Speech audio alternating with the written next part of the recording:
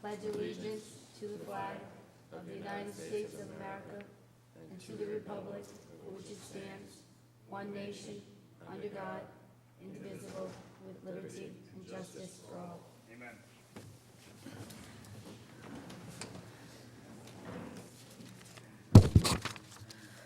First order of business is approval of the minutes, May 1st, 2017, for the regular meeting. So move. Move to approve the minutes. I'll second that. Any discussion? All those in favor? Aye. Aye. 4-0, motion passes. We don't have any showcases tonight, so we're going to move on the agenda. It's open forum. When you come up to the podium, please state your name, your address, and please speak into the mic so we can hear you. Richard?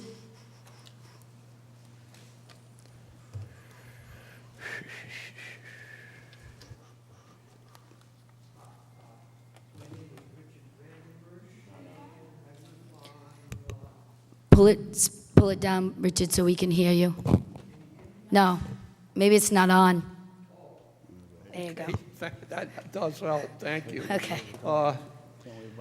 It's good to see that the Gilbane purchase is not on the agenda tonight. This means we still have some time to bring rationality into this flawed process.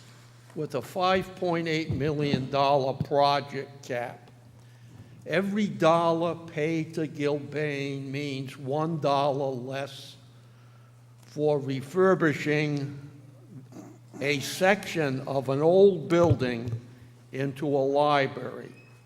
Overpaying Gilbane means less for the library users and library uses. I suspect, and I've suspected it all along, the library lobby group thinks that the $5.8 million bond issue, the project, is just openers, and that there will be many additions to this. So why not overpay Gilbane? It's okay if Gilbane is unjustly enriched. I care. And a number of people I've been talking to, unfortunately, not willing to get up here and express this, care as well. And I really believe, this, quoting my friend Richard Nixon, that the silent majority of Narragansett taxpayers feel the way I do. Thank you, Richard. Stanley?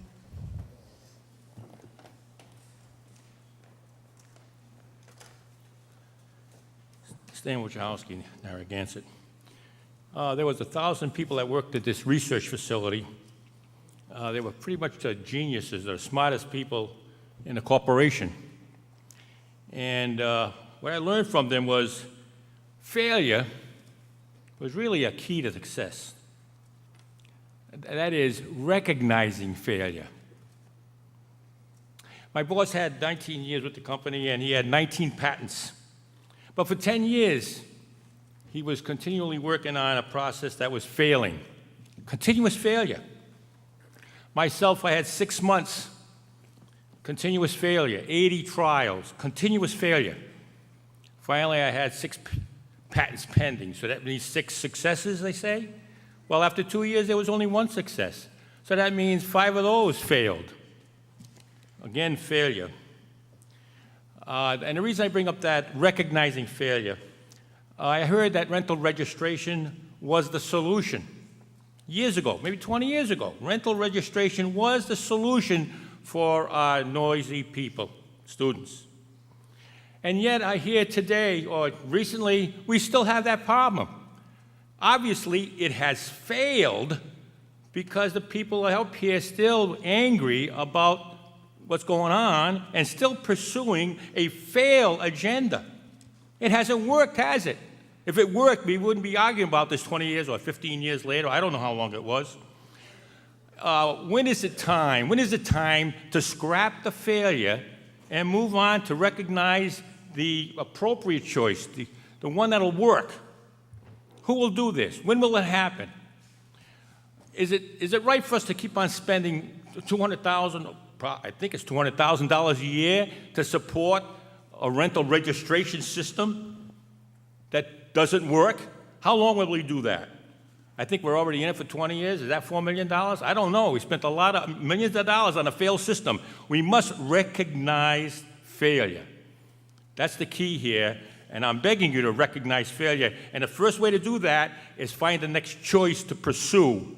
Rental registration must go away. Now, just a couple of days ago, I attended a meeting, and this fellow gave me I had these rental info sheets. 2100 gave them out. But these rental info sheets for student rentals, I was reading these, and I think I see in here a possible solution for the student problem. It's in here somewhere. But of course, I can't talk anymore. So what I'll do, may I just give you these and see if you can find the solution, a possible solution, not the failed solution. Can I do that? You can give them to the clerk. I'll give it to her. Give it to the clerk. Thank you, Is this Stanley. another award? Well, it's a test, if you will. Okay. Can have one, the lawyer can have one. I got 10 of them here. Thank you, Stanley. Anybody else wishing to speak? Jeff?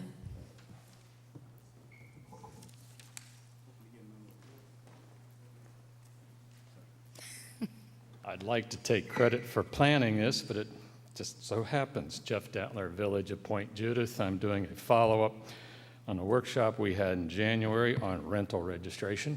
So, Jeff, it's on the agenda, so just be And we careful. appreciate that. This is a different aspect. Just The making aspect- sure. The aspect that has not been addressed thus far, and it could be a potential workaround for rental registration, could be a workaround for special use permits, could be a workaround for not being classified as a hotel, and that's Airbnb. If you go to Airbnb's website an hour and a half ago, we have 87 residents in Narragansett listed in Airbnb from a $195 a night to a whopping $1,200 a night per room. There are several properties that list themselves as 6 bedrooms, 7 bedrooms, 8 bedrooms, sleep 14 to as high as sleep 20. Airbnb this Sunday had a 2-page article in the Sunday New York Times business section that is now forcing its property owners to act more like a hotel, not just a room for rent. Communities and town municipalities are now charging those property owners a room tax, a hotel tax, and a use tax. We need to address that because everything else that we've been trying to do, this is a very obvious workaround to turn your property into an Airbnb, not register it, and not have to worry about it. That's what I'm bringing up. This was mentioned in the workshop in January. It was part of the notes that you adopted and approved in February the 6th. Thank you. Thank you. Tony?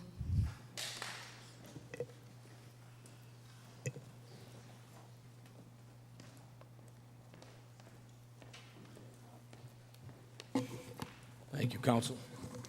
Tony Colombo, Mattatuxet Improvement Association. I'd like to speak tonight briefly I'm glad he showed up, actually.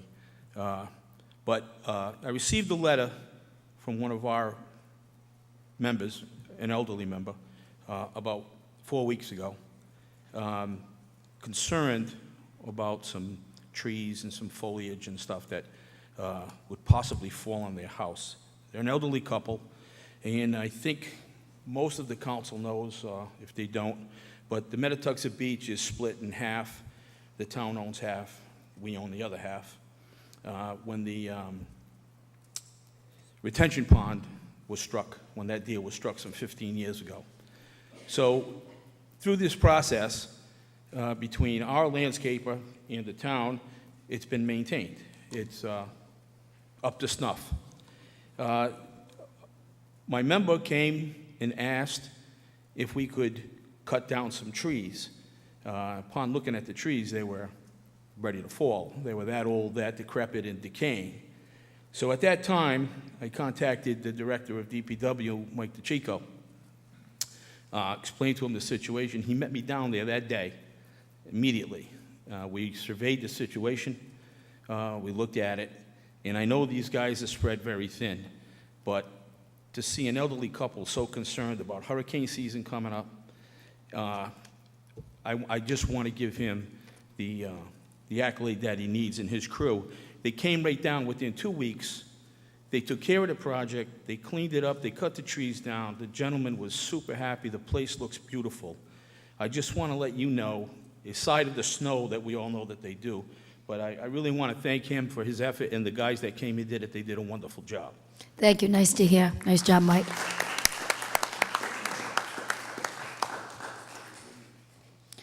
Carol? Yeah, I like the good news. I like the good news. We like the good news. Carol Stewart, Foster Lane. We're not to talk about rental registration, but I thought someone was up here talking for 3 minutes about rental registration. But however, my point is to follow up with Mr. Dentler. You must be aware of the fact that there are violations, overwhelming numbers of violations right now. Right now, the students aren't here. It's the investment properties with what they call summer. And so when 18, 25-year, 20, in the middle 20s, came to the house across the street, my husband went over to chat with them, nice, friendly chat. And they said, you know, we can have 20 or more in here. We said, we know. So you're talking about Airbnb and number of people in a single-family neighborhood in what was a single-family house with the number of bedrooms that Mr. Dental just spoke about. That is becoming an issue. If someone makes a 3 or 4 bedroom into 8 or 7, 8 bedrooms, and they're given permission to rent, I believe there was someone on Earl's Court. There was a, what did they call themselves? They didn't call themselves a bed and breakfast, or maybe they did, but anyway, they were told they needed to have sprinklers, otherwise they couldn't run it, and therefore they decided to sell the place. Those places are rampant. I could drive you around in my car and point them out to you. This is unacceptable to see those number of people and those number of cars. And not only that, whoever registers for that period of time doesn't stay there the whole time. They come and go like a hotel. So the cars change because they probably say, oh, we've got it for a week. So we'll take it for 3 days and you come down for. We have no idea who's in these houses. But thank you, but I'm just bringing another issue up to you. Thank you. Thank you, Carol. Anybody else wishing to speak?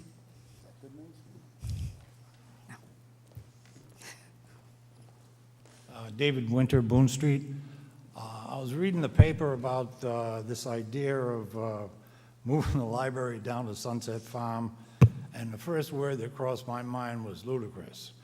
If you just think about it from 2 points of view, the traffic situation itself, you'd be creating a nightmare, accidents waiting to happen, and you'd have another empty building downtown where you're basically destroying what's left of it down there. You've got a plan, you've got the money, you've got the design, you've got the people willing to work. Just get this thing started, let it go, let it go. Thank you. Thank you. Anybody else wishing to speak? Seeing no one else, let's move on the agenda. A motion to schedule a public hearing on state-required revisions to approve the comprehensive plan. This motion is from Mike DeLuca, and I have a date of August 7th at 8 o'clock. Do I have a Move to motion? schedule the public hearing on August 7th. I'll second that. Any discussion on the scheduling? All those in favor? Aye. 4-0, motion passes. A motion to refer to the planning board for a hearing and recommendation. Do I have a motion? So move. Second. Any discussion? All those in favor?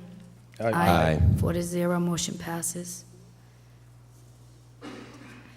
Consent agenda. Is there any council member that wishes to pull anything from the consent?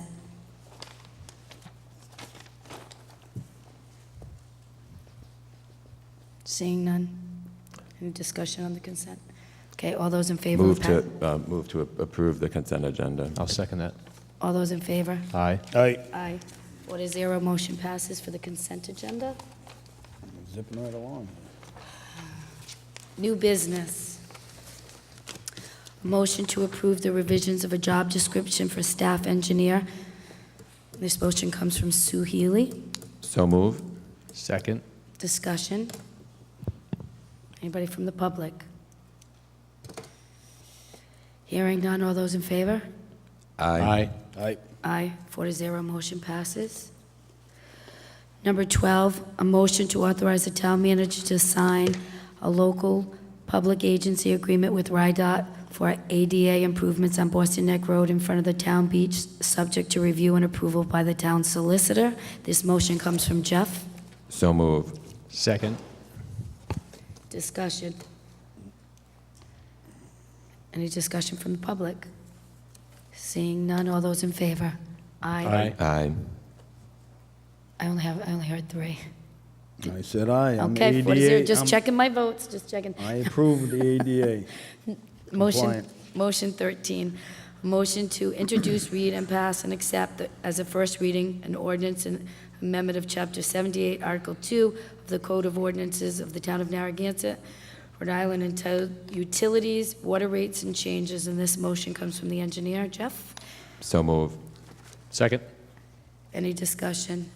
So the council did have a workshop on the water rates, and I think it was pretty thorough. I actually found it very interesting. But Jeff, do you think you'd just come up and just do a little bit? Because I know we haven't had an increase since 2013, and I think it's pretty clear for the people that were there, but I guess for the public, just a short summary on the water rates. Thank you. As you know, the goal of any type of rate study like this is to develop rate schedules and policies that'll support both the operational and the capital expenses. And in our cases, with the enterprise funds, they have to support debt service, non-assessment debt service, and depreciation as well. And unlike property taxes, which typically show a modest increase every year to keep pace with inflation, the water and wastewater rates don't necessarily do that. Wastewater is a kind of the poster child for that, in that we've only had one rate change in wastewater in 22 years. We're actually not looking for a rate change with wastewater this year as well. Wastewater is still a sustainable fund the way it is. The water fund, though, we've had 3 rate increases in the last 16 years, but what we've been doing over time, and you've seen the graphs and charts from me every year on it, is we've been drawing down the fund balances in order to maintain the rates the way they are. That's something that we can't do forever, obviously.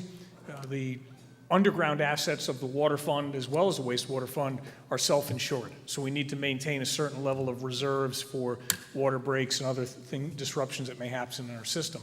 We're also looking at financing, a fairly complicated utility system for both operating and capital and depreciation with what becomes a fairly stable population base. If we were growing by 3 or 4 or 5% a year and had enough new customers to make up the slack, we may not have to raise rates as often. But we're fairly stable. Our rate increase history, or our rate population history rather, only goes up by maybe 10, 15 homes a year. So we commissioned the Pioneer Group, and they've done work for us before. They're a well-respected firm in New England that just does municipal utility rates. We basically did not give them any preconceived notions, just turned over the books to them and said, come up with what you think. Let's see how it compares to what Laura and I did on our own. And what they've determined is that the water rates do need to be increased in order to sustain the operating and capital budget. They're proposing a rate increase of $10 a quarter, which would apply to virtually all of the residential customers we have. We have a total of about 5,500 customers, and almost 5,200 of those are residential. So we'd be looking at $10 a quarter increase, or $3.33 a month increase. It would take the minimum charge, which is $280 now, up to $320 a year. As we talked about it during the work session, we are anticipating a rate increase from Suez at some point within the next 12 months, or at least an application from Suez to the PUC. We will probably have to revisit this subject again then. With this increase, we're only looking at changing the base rate. With the Suez increase, rather, we may have an option of changing the base rate or the excess usage rate, or maybe we don't change anything, depending on what the impact of that is. But it's still too early to tell. So that's where we sit tonight. The other item that we talked about at the work session was the possibility of a special assessment for our next major capital project, which is the fixed meter network migration. We're not ready to present that to you tonight. We need to refine the numbers a little bit more. I want to make sure that we have really good, tight numbers on that before we ask you to look at a special assessment. That one's not as time sensitive as this one is either. So if you were to adopt this as a first reading tonight, we'll be back before you in July for the second reading, but this billing won't take effect this first quarter, obviously, because we're already behind that schedule. But that's fine. We can do this by implementing it in the fall. So no increase with the wastewater, $40 for the year, $10 a quarter, and $3.33 a month. Correct. Okay, so that's Yep. pretty much the increase, and it hasn't been increased in 5 years. Correct. Okay. Any questions from the council? Okay, thanks, Jeff, appreciate it. Question from the public? Come on up, Richard, yep.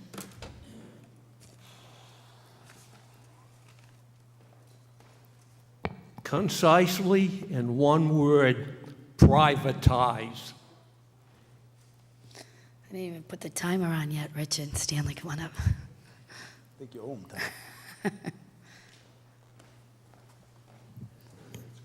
I want to thank Jeff. This is what I like to see. He did call in an expert to kind of look at the situation and come up with some numbers that are probably more appropriate than just picking something out of the sky like might be done in the past. Well, not on that, but this is typical government. They not all the time do they get the experts involved, and I'm glad he chose that route. So now we know we have professionals looking at us. Thank you. Thank you. Any other comments from the public? Seeing none? We had the session on both the wastewater and the water rates, and when we raised the base rate, that raises some concerns for me. And if Suez is going to be coming out with numbers later, and we're going to be doing another increase then, I would probably want to have that discussion all at once. The assessments are one time. Like when we hit people with an assessment, we can say it's one time, it's going to happen the next 2 years. But the base rate, my instinct would be to wait and see what the numbers come from Suez. But.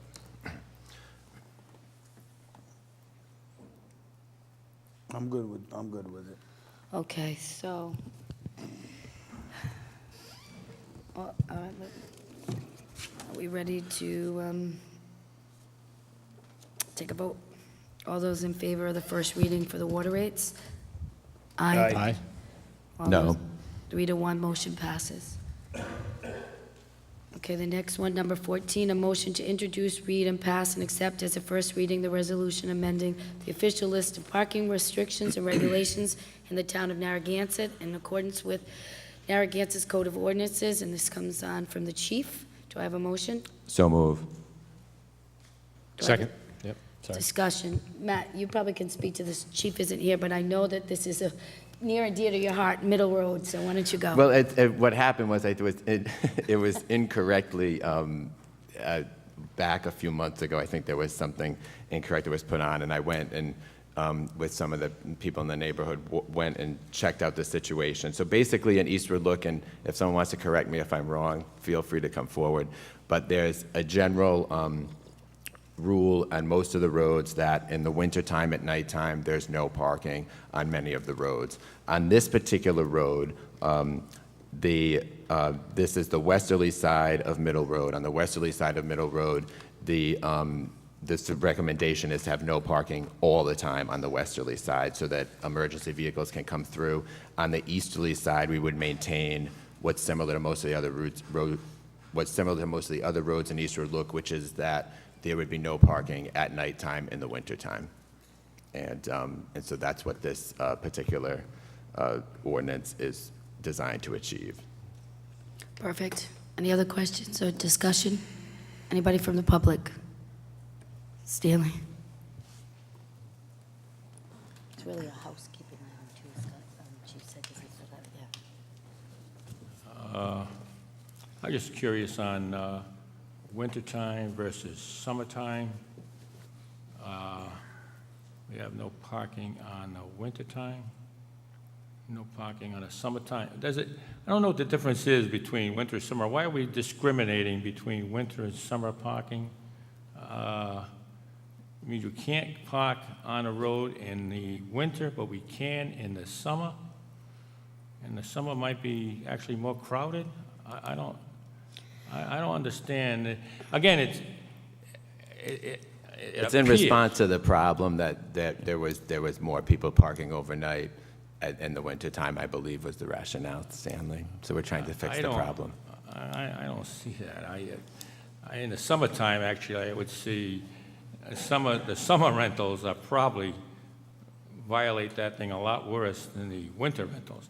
Again, it just makes me look at a discriminatory action based on so-called students, let's say. We're introducing a student activity issue, and I'm a little familiar with Middle Road, and I think the reasoning behind this is an error. The summer's our problem.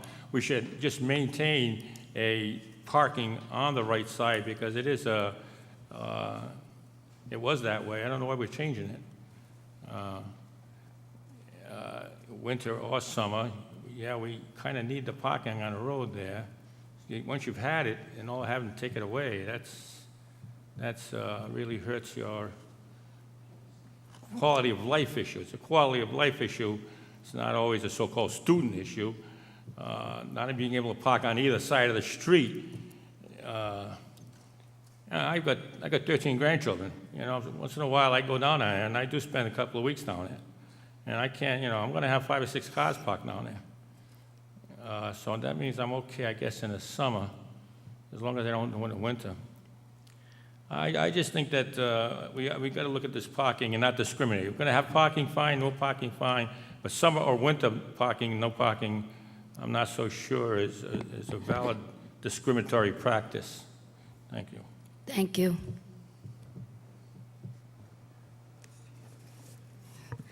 Motion 15, a motion to, oh, sorry, Steve, come on up. Oh, I didn't know we were voting. I didn't know we were voting on Middle Road. Sorry, Steve. Thank you, council members. I just want to clarify, I think Matt has it correct, where this actually clarifies what's happening in that area. The President of the Eastwood Homeowners Association, like Matt said, we do have quite a few streets that have the winter, it's just a winter parking ban from Labor Day to Memorial Day in the evening, 10 to 5 a.m. So there was, in the westerly side, the no parking ban would help in the summer, so that's correct. I would just add that the easterly side should remain with the existing parking restriction, if it's written into the record. Thank you. Yeah, let's make sure that's in the record because that was the goal. That was the confusion from 2 weeks ago. Yeah. Anybody else wishing to speak on Middle Road? Okay, a vote by the council. All those in favor of the motion? Aye. Aye. 4-0, motion passes. Thank you, Matt. I know you worked hard on that. Motion 15, a motion to introduce, read, pass, and accept as a first reading the ordinance and amendment of Chapter 14 of the Code of Ordinances of the Town of Narragansett, Rhode Island, entitled Businesses Rental Registration Form. Do I have a motion? So move. Second. Discussion. I put this on, and I just want to do a little history behind it.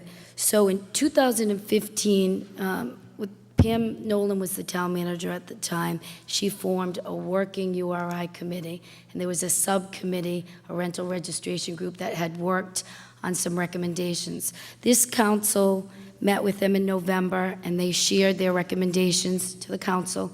And we heard they had 9 of them, and we took those recommendations, and I put it on tonight because I wanted to make sure the message is clear that this council, the past council, we have worked very hard to improve the quality of life in the town of Narragansett. And we've made some small changes over the decade, but they've been positive changes. So this is yet one, we did the foreign related, this one sort of connected to the rental piece. And I want people to know we're moving as quickly as we can on those issues. And some people may feel like not fast enough, but I think over the time, over the last 10 years, we've done a lot of positive things with a lot of help from the staff and the community. So we just want to keep that momentum going. And so I just wanted to talk about, they had 9 recommendations, and the 3 that are before us tonight are to do with the registration form, small changes. The ordinance that we had from Dawson, actually, when he was here, it was the foreign related, that was a big change, and it said number of units in it. Tonight, this just talks about the rental registration, number of bedrooms, that it should be notarized. And we had talked about, I know, Patrick, we had talked about in the workshop about a fee, but there's a $500 penalty in the ordinance, so if they don't hold it or it's not at the home, then there's a $500 penalty towards that. So that was included, and that's why I didn't put it. And I just wanted to talk to... Up to. So I just wanted to talk to the council about it because, again, it's small changes. I think the notary is certainly just another level of honesty and transparency that you just feel like you have to be truthful when you have the registration form. And I think the number of bedrooms was really kind of the core of what we're looking at, just to make sure in the registration that people know how many bedrooms are in the dwelling. So I'm up for discussion. I would argue that, well, so prior to moving back here full-time, I was a landlord, and I had no problem with the form. I have no problem with the fee. I actually think the fee should be higher. I'll say that publicly. I also think that we're understaffed for enforcement of the fine, so that's an issue. I also think that this form, as it stands now, based on, if you just Google Airbnb ordinances, you'll see that a large majority of cities and towns across the country have written ordinances for Airbnb. And, so this form is fine. I think it's going to have to be revised again. I think you're going to see that Airbnb is an issue, and especially in a town like Narragansett where it's a large resort town. So I think this is great. We're doing great work. We're moving. I actually think that we're probably at the present stage, and we need to really look at the future, which is Airbnb and other internet-based rental services. So. Yeah, I members of the rental registration subcommittee are here. I want to see what their reaction is, but so I'm kind of want to wait and see. Okay. Okay, I'm on board with 2 of these 3 items. Number of bedrooms, that's fine.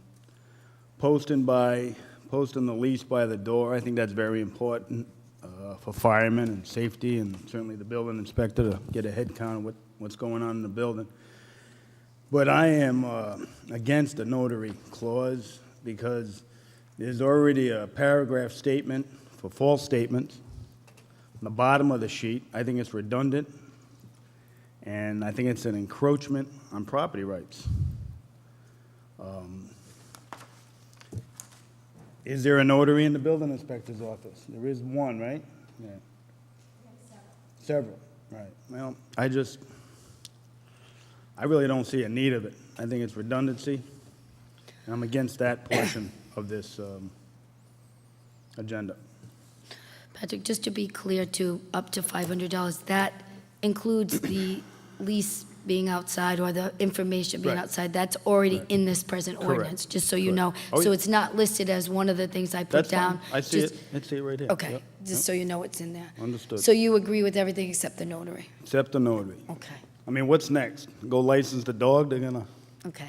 notarize to make sure you get the tag on the right dog? So I'm happy to hear that there are people in that office that already are notaries, so it doesn't Well, cost anything I don't else, know. and so. We're gonna need a dog notary next? Okay, let's hear from the public. Anybody want to speak to the rental registration form or the ordinance? I actually have, well, I don't know if anybody can answer this because Tony's not here, but in terms of enforcement, in terms of collection rates, so do we know where we stand on that? So I'll defer to the town manager. I know Tony's not here, but I know the enforcement is an issue, we continue to Yeah, work on I mean, that. I'm not trying to put you on the spot, I mean, because Tony's not here, but in general, I think we're behind in terms of number of properties and how much we've collected in both fees and fines, correct? Yeah, but he gave us an updated list about a month ago, and he had that whittled right down. Oh, he did? It was Okay. like All right. down to like, what, 10%? Oh, okay, well, that's great, okay. Or less Yeah, than that. The original number was 300, it got down to about 80, then now it's, I believe it's in the 30s. I don't have my Yeah, notes in so front it's of me. like Excellent. 10%, yeah, so. Okay, thank you. Questions from the public, Joe?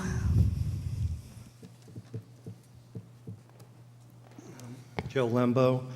Regarding the getting the numbers down and enforcement, we totally can see that making progress, but adding the notary, I have to say, as a notary public, I just couldn't see where that's going to fit in, because the definition of a notary public is an official that's witnessing to the free and willing signing of one or more documents by one or more people whose identity the notary has verified.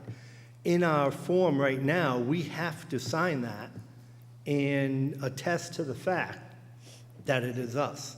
So having notary inside the town, I think is enough, and it's just going to make it another frivolous act to slow down the process of what we've already done in terms of trying to get everyone as part of the rental registration. And I'm speaking on behalf of, as being a landlord myself, it's great to hear that the numbers are down, although the list itself is not totally complete, if you will, from what we anticipated to see from that. All it's giving us right now is the name and the address. We've gathered a lot more information that I was assuming that the town would be able to share with everyone, so we could get more information and use it to our benefit. So again, I want to just state, the notary really just seems like another frivolous act. Thank you, Joe. I had a quick question for the attorney when you get a chance. All right, go ahead, Patrick. Yeah, I guess since we have legal assistance, maybe you can help me understand the difference of signing this form without a notary and with a notary. I mean, a notary to me is something like a promissory note, something that, there's an exchange of, of money, and there's some type of a long-term commitment, not a one-year registration form. So, Yeah, so all a notary does, Councilman, is essentially attesting to the signature. It's attesting, not attesting the information that's contained in the application. It's essentially, are you the person that's produced this document, or the person that you signed the document? So the only difference would be that if there was going to be a perjury charge, but for a perjury charge, you need 2 sworn statements. So that would be virtually impossible in this Right, in this situation. situation. So it is an added level of, are you the person signing it? is it I more guess- redundant? I mean, it could be because the person signing it is attesting that they are. It's just confirming. All it is, that notary is confirming the signature of the person producing the application. So, and then with a notary, you have to show an ID if you don't know the person? If you don't know the So person, they're- I have no problem with the notary, because you don't have to show an ID to fill this form out, so, I mean, big deal. So then you would have to show an ID. Right. Okay. Hearing from the public. Carol?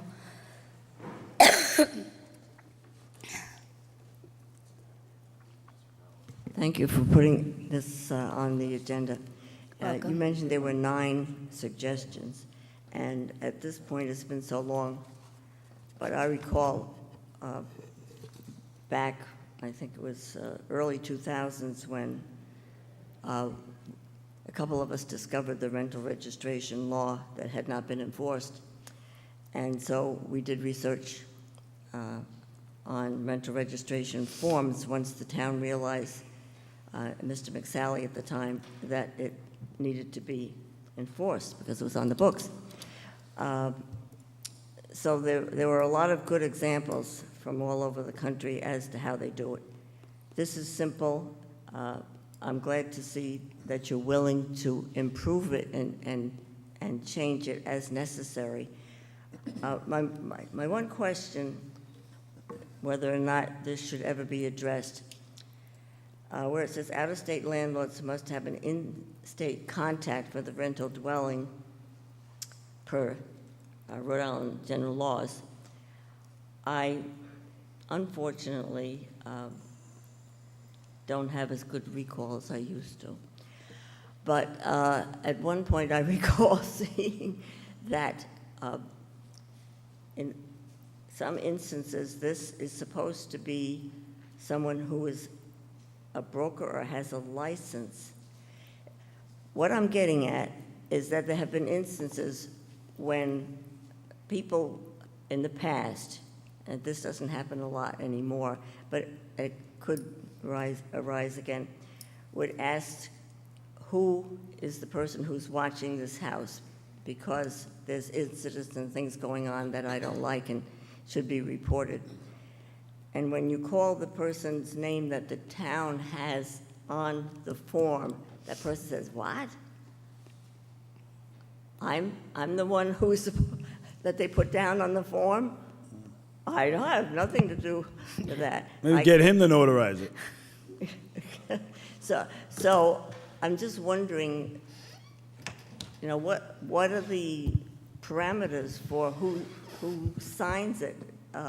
There's no way of verifying they're a relative, or once it was a lawyer's name, and I called her up in Wakefield, she said, "What?" The same thing. So, how do you verify? Well, I guess if it's a notary, then the information is supposed to be truthful, but I don't know. I'm just bringing up the fact that sometimes they read off who we could call about the issue.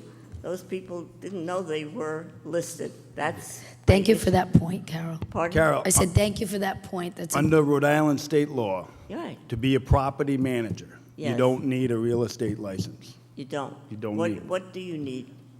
Open Because up. that's what I looked You it need a up. shingle outside an office. No, property manager, that's the terminology I was looking for. There are conditions in order to be able to be called a property manager according You to don't the have to, state all I know is law. you don't have to be a licensed real estate. And I I didn't think think they had to be the licensed. Thank you. 3 minutes is up. our attorney thank can you. verify that. Thank you for that point, though. Oh, Right, okay. Patty? Thank you. Correct? Yeah, you don't have to be a licensed individual to be a property manager. No, in the general laws that referenced in that application, just basically looking for a person. A contact. To receive POC. service. It has to be someone who can sign for documents and a contact person in the state. Okay, then it must have been another state where I saw it. Maybe. So I have a question. Thanks, Carol. Is this motion to read and pass this form as it stands? Is this first Yes, reading? this is the first reading First of reading. that. So with if we those- want to amend the form, we have to do the whole The thing form over is first reading. with So the ordinance. The form is the form, right? Yeah, but the form's with the ordinance, so if you agree with. Yeah. Oh, yeah. Okay, Stanley? And as he's coming up, I just want to clarify that the time frame for sending the form out is October-ish. When do we send it out? Yeah, it's mid-fall. Okay. Yeah, but I just Maybe wanted. we can move to online, too, because we missed it. That would be a nice way to go. I guess you mentioned about a posting of who's in the house. It just seems to me that we shouldn't discriminate. Everybody should have a posting. If one person has a posting, we all should have a posting. In other words, if the fire truck comes up, it'd be nice for him to know these 4 kids or 3 kids or 1 kid or 5 adults. So then, if you're going to have a posting, I think you ought to advertise out that we get a posting of everybody has to post it. So when a fire truck comes out or a police, whatever activity has to happen, they know it's on. So this should not only, again, discriminate towards one sector of our society here. But I look at this, it says business. It's a business ordinance. Was there a CPA or a licensed lawyer that looked this over? A business, it says business chapter. Okay, when I hear business, I hear that tax ID number comes into play. Some business must have a tax ID number, and they normally fill out a Schedule C when they do that. That's a business. So I imagine we're talking about rentals who are businesses. So that means that rental who is a business has a tax ID number, and that's how he defines himself as business. But if he doesn't have a tax ID number, therefore he doesn't fill out a Schedule C. He's not a business. So I don't think this ordinance, this particular chapter 14, is appropriate for a non-business rental because it says here business. So something is wrong here. Are we gonna, so that means I would assume that probably 95% of the rentals are not businesses, probably 5% are. So actually, this is not gonna cover the majority of the rentals because they're not businesses. By the definition of business tax ID number, from what I'm aware of. I don't know if there's some CPA that was involved here, can clear it up. What is business now? Why are we putting this under a business sector? That's what I want. I don't know. It doesn't seem like it should be under a business sector. It's wrong. It shouldn't be under a business sector. I don't know what sector, I don't know what ordinance it should be, but unless we're only addressing business rentals, then that's fine, I guess. So can somebody clear that up for me here? It seems like we're putting rentals in this category of business when the majority are not. I don't know if you're familiar with that. You're familiar with tax ID numbers? Anybody familiar with tax ID numbers? When you file taxes, it's a business. When you have a business, you file a Schedule C. It's called a business. You have a tax ID number. Thank you, Stanley. Oh. Thank you. Okay, I know, I can't talk no more. Thank you. I know, you don't want to hear Point what I well, say. no, Thank you. we got it. Thank you. Thank you. Okay, so this is the first reading of changing these additions to the form and adding them. So any more discussion? Steve? Again, it's the notary, the penalty's already there, and it's the number of bedrooms. Those are the changes that they'd like. Thank you, Council Member Stephen Ferrandi, 44 Sylvan Road. The form is, this is basically a process that we've had. And it's kind of a work in progress, and I don't see any issue with the two changes that are on there. I mean, we did have number of bedrooms at one point early on in the form when it was a per bedroom, now it's $85. So it's kind of like a work in progress. And the town should have the right, I mean, renting a property is very important. It's very important for the landlord, it's very important for the residents, it's very important for the people renting the property or not renting the property. So I just see it as a framework that the town has the right to institute, and it's a work in progress. And I think a lot of the issues that are in here actually make for better issues of landlord-tenancy contracts. You know, you put the number of bedrooms in, but I think some more details can go into it eventually. You know, person might put down the number of bedrooms they have. What I kind of see, as I find out, is a miscommunication between sometimes what people put down and what the tax assessor's database says. You know, we get someone where someone adds bedrooms for rental purposes and they take out a permit, and when does that non-living area, it's a little unrelated to this, but it's kind of all ties in together, that improved part of that particular property, say from 3 bedrooms, they add 3 to put 6 in there. When does that get picked up by the tax assessor as an improvement to go on more finished living area? I think if a little more might be able to be done with the departments when that picks up. I know, take for instance, when I built my house, I dropped my foundation in November, and I was taxed, you know, initially on an improvement on that particular lot. So no more was it raw land, it was an addition of a certain percentage. I don't know if it was half or a third. So what I find is a miscommunication between what I see in my neighborhood as actual bedrooms, even building permits. When do they get picked up by the tax assessor as an improvement and to add for square footage? Because I think we're missing some good revenue for the town if there is an improvement. What happens That's is just an aside. when the permit is closed out, it gets marched down to the tax assessor office to get reassessed. That's the process. Thank you, Patrick. Okay. Thank you. Thank you. Anybody else wishing to speak? Emery?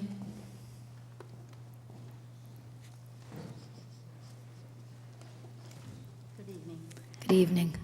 I was just wondering why you didn't add the square footage for each bedroom, because we do have an ordinance on what the size of the bedrooms should be. So, like Steve was saying, they can add bedrooms. They can make a living room out of 2 bedrooms or 3 bedrooms.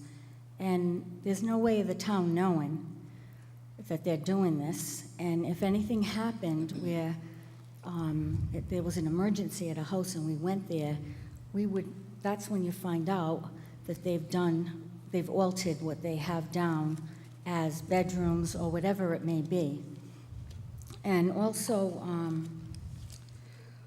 for the egress and, all that's in the ordinance for safety.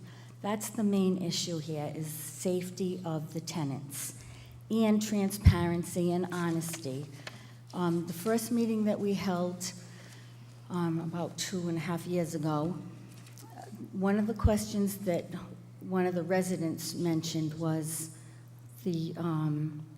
how vision appraisal has a lot of inconsistencies, and how would we know that the person that fills out the form is telling the truth?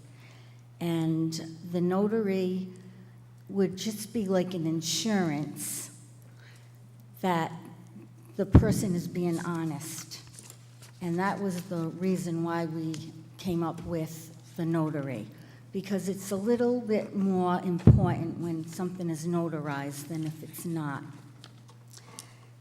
And also, we had put down the number of bathrooms, and that's another thing that people can put into their house without having a permit. And we just want to keep people honest and have everything on record so that the town knows exactly what that household pertains. So, thank you for putting this on the agenda. So- And- I was just going to answer your question. There were 9 recommendations, and I Right. went through the list, and I tried to pick out ones that I thought we could add, and they would be painless, and they would be an improvement. So the number of bedrooms and the notary, I thought was easy. We had a workshop, and there was not complete consensus. You were there about each and every issue that we talked about. So in sponsoring this, I thought that that might be the easiest of all of them, the number of bedrooms and the notary.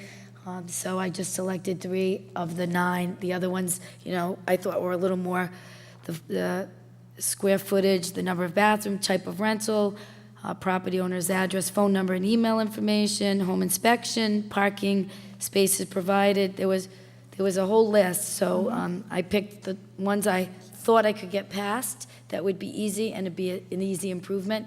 I'm not sure how that's going to go. And also, just to reiterate from previous meetings, Jeff Tax and I were on this committee, and I had gotten the rental registration form from Newport because they have a lot of college rentals, summer rentals, just like we do. And we just put together what we had and some of what they had to make it a form that is more complete. So we didn't invent this ourselves. We took it from another city that it's working for them, so we wanted it to work for our town. So thank you. And thank you for all your work on that. You're welcome. Any other comments, questions? So to that end, as you mentioned, Susan, this is kind of building blocks. The form doesn't go out till October. So if, council members want to talk to some of the members of the rental registration subcommittee, if there's some things of the remaining items that people from that committee or from the public feel need to be on, we can make this amendment of these 3 now, and then we'll come back with the other ones. That's one approach. We could go that way, or we could just wait and see if those do it all at once. But because I know the form's not going out tomorrow, Yeah, I'd like to. I'm flexible, so. Yeah, I'd like to call it to a vote, and then if we want to add some others, you can certainly sponsor them on the agendas. So I'd So like, is that possible, though, to do it before? because it's on the first reading, so it's a So- good question for Patty. So Because this if we is do the a second fir- reading, then is Yeah, that the have form to- for next year? I don't, then we're So- going to wait another whole year Yeah, for. so let's see what Patty says. So Oh, I don't think, yeah. if I don't think that's it we, either, but I wanna it's a good question, though, because if we approve it, then what happens with the second reading? If somebody wants to add another one, do they have to go through their own first and second reading? Each one has to go through their own first and second reading. So if there's any, the first reading has to be identical with the second reading for the ordinance to pass. Okay, so we can vote on this, do a second reading, and if somebody wants to do something else, they have to go through a first and a second, correct? And just Okay. make a note that, when we're sending out, Has to be the the forms same go out in October, that we don't do that if we're in the process of doing a first and second of one of the other 6 But we could items. do multiple first and seconds. Yes. Right. As long as they're the same, the first and second need to be. Right, but if we do this first and then we pass it as a second, then if I put something on for an They have amendment to you this do- form, that's a first and first, second, that's first. right, yeah, okay. All right, good. So I'd like to call it for a vote. All those in favor for the first reading signify by saying aye. Aye. No, and I'll tell you why. 3-1, motion passes. And I'll Moving. say 2 out of 3, I'm for, but not the, Okay, you did, we got Okay, that. No, well, just no, making we're it moving clear. on, we got it, Just so, making it thank clear. you, Patrick. Okay, number 16, a motion to authorize the use of miscellaneous construction services contract with George Sherman Sand and Gravel, Inc., to install drainage at Saybrook Avenue in the amount of $34,850. Do I have a motion? So move. Second. Discussion. Anybody from the public? Seeing none, all those in favor? Aye. 4-0, motion passes. Number 17, a motion to award the bid for Medituxet Neighborhood Stormwater BMP Improvements 2017 to the lowest bidder, Cardi Corporation, in the amount of $1,227,300. Do I have a motion? So move. Second. Second, Mike? Yep. Discussion. Is this part of the only question I have, is this part of the big road improvement? Yeah, I'm just going to have Mike come up just for that, just for the number alone, just give a little quick summary, just so the public can hear it.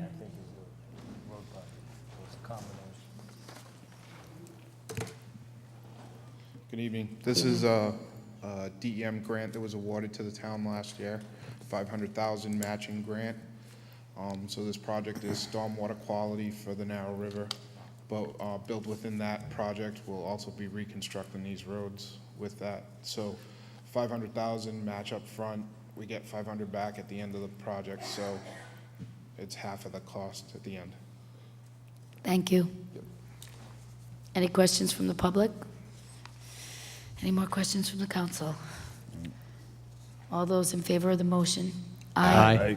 4-0, motion passes. Motion 18, a motion to approve the contract for construction administration services for the Medituxet Neighborhood Stormwater PMP Improvements 2017 with Fuss and O'Neill, Inc., and an amount not to exceed $92,113. Do I have a motion? So move. Second. Discussion? Discussion from the public? Seeing none, all those in favor? Aye. Aye, 4-0, motion passes. Motion 19, a motion to schedule a work session to resolve the issues associated with the bus pickup and drop-off by companies transporting people from Narragansett neighborhoods to entertainment venues. This is sponsored by Matt. Do I So have- move. I'll second that. I just want to follow up with this. On June 30th at 9 o'clock, we have a scheduled meeting with the solicitor and the chief, and Councilman Moretti and I, to meet with them to see, they can look at the ordinance to see if there's any kind of restrictions at all. So I'll report that back out. And certainly we can schedule this, but we might have that information too. Right, my concept here was this was something we got a lot of feedback on, and I think we weren't able to resolve it in the spring season. I don't think in the fall season it really comes up as much as an issue. So, yeah, whatever conversations, I have or you guys have with the chief or with Patty, but right now, we didn't solve the problem. So I think, yeah, I could put this out quite a bit. Can we Like in the schedule the fall. workshop after I'd like to have all the think he's- information. But I kind of want it there because I want us, if we don't get a solution, then I want to have everyone in the room together instead of all the side. Oh, no, I agree 100%. I'm just trying to I want to make sure that we as a council know what we can and can't enforce before the workshop? Or Yeah, because we might not need a workshop if we're all in agreement that there is an ordinance that can, hold teeth, that buses can't go in and out. So let's see what happens from that meeting, but we can schedule a workshop. I would in just the fall. schedule it out so we can we could pull it. Yeah, yeah. When's the meeting? He When's your meeting with the June chief? 30th, but he Why wants don't to, we just turn that into a workshop? Well, because it's. Because it's the day before the 4th of July weekend. I mean, do you really want to do it on a Friday? Pick a date in the fall. I think, yeah, Pick a early, date. right, in the early fall would All be a right, good. so pick a yeah. date that you want to Um, schedule. Just So kinda- Monday, that's September 11th. Pass. Yeah. How about the, next- Wednesday, the 6th. all right, so we'll Perfect schedule. day. It's movable. Yeah, I mean, Yeah. we'll schedule a workshop for September date. 6th, and if we don't have to At have it, or 6:30, if- at right. 6:30, then we won't. Okay, all those in favor, September 6th at 6:30? Aye. Aye. Aye, 4-0, motion passes. thank you. Thanks, Matt. And motion 20, a motion to adopt a resolution establishing the town facility fees, and this is by Councilwoman Lawler, and she's not here, and I I'll move read to it. continue it. Yeah, I think I was going to ask for a motion to continue. Yeah, I'll second that. Second. All those in favor of continuing it? Aye. Aye. 4-0, motion passes. We'll continue that for the next agenda. And 21, a motion to appoint or reappoint to the Galilee Advisory Committee one individual for a 3-year term to expire on May 31st, 2020, one individual for a 2-year term to expire on May 31st, 2019, and 3 individuals for a 1-year term to expire on May 31st, 2018. Do I have a motion? So I'll move them separately since they're separate terms. So Okay. I'll move to appoint Kevin Costco to the 3-year term. I'll second that. All those in favor? Aye. Aye. Aye. 4-0, motion passes. I'll move to appoint Linda MacArthur to the 2-year term. I'll second that. Any discussion? All those in favor? Aye. Aye. 4-0, motion passes. And I move to appoint Harvey Cataldo, John Thompson, and Raymond DeRosa to the 1-year terms. And I'll. Is Cataldo second still that. around? That guy's still around? And I'll All right. second that. Any discussion? Yeah, I am going to say something. I wanted to thank this committee for their work. The most recent project was the signage project in Galilee. I encourage people to go down and look at it. It's about the history of the fishing port in Galilee, and they played a pivotal role in putting that together, and really not putting it together, but advising the people from Eating with the Ecosystem who had gotten the grant money to put that together, and the people from Eating with the Ecosystem were very grateful. So I wanted to thank that committee for that work. Okay, so, That's it. yeah, so can we finish that last vote? Yep, no, we got to So, vote, yeah. All in favor? Aye. Aye, 4-0, motion passes.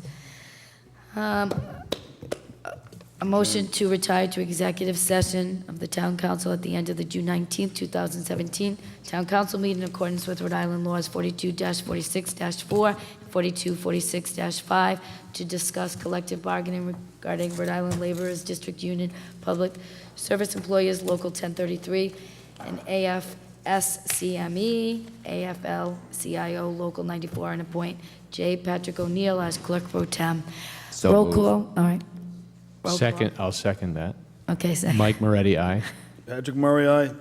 Matt Mannix, aye. Susan Cicilline Bonanno, aye. Thank you.